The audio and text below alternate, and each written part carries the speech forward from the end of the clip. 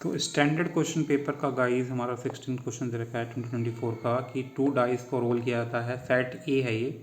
The probability of getting sum of numbers on the 2 dice has 2, 3 और 5। 2, 3 और 5 सम of dice. तो अगर हम 2 डाइस को थ्रो करते हैं तो हमारा जो नंबर ऑफ जो इवेंट्स होते हैं वो कितने होते हैं टोटल होते हैं 36। ठीक है, तो जैसे कि हमारा 1, 1, 1, 2, 1, 3, 1, 4 एंड 1, 5 ऐसे कुछ होता है एंड 1, 6 लास्ट है 1, 6। तो ऐसे हमारे 36 आएंगे। तो जिसमें से हमें प्रोबेबिलिटी निकालनी है 2, 3, 5 सम आने की।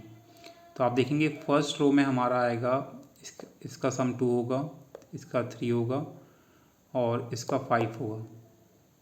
ठीक है, तो पहली रो में हमारे 3 निकल गए। दूसरी रो में हमारा किसका सम 2 और 3 होगा, 2, 3, 5 होगा। तो देखो 2 तो पॉसिबल नहीं है सेकंड रो में, थर्ड रो में, फोर्थ रो में, फिफ्थ रो में, सिक्स्थ रो में। तो 2 सेकंड रो में हमारा 2, 1 निकलेगा।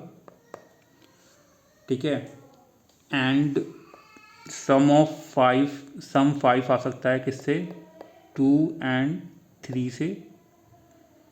और किसी से आएगा 2, 4 से नहीं आएगा, 2, 5 से नहीं आएगा।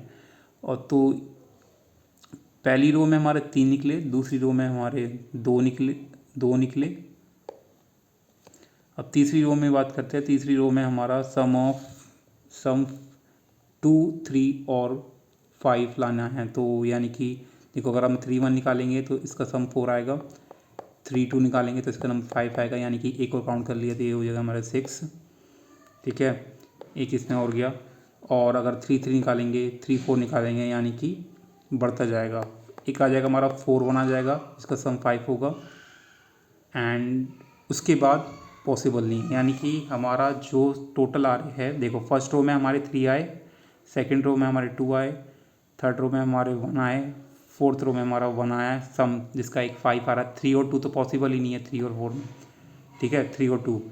तो और फिफ्थ रो में हमारा 5, 1 से स्टार्ट होगा, यानी कि सम 3, 2, 3, 5 तो आना ही नहीं है। ऐसी सिक्स रो में हमारा 6, 1 से स्टार्ट होगा।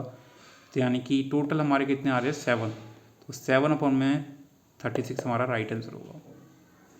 ठीक है, तो टोटल हमारा है 36 और प्रोबेबिलिटी होगी हमारी 2, 3 और 5 आने की क्या होगी, क्योंकि 7 हमारे फेवरेबल कंडीशन है और टोटल कितने हमारे 36। तो यानी कि करेक्ट आंसर हमारा 7 अपॉन में 36 आएगा। ठीक है, so let's move to the next question.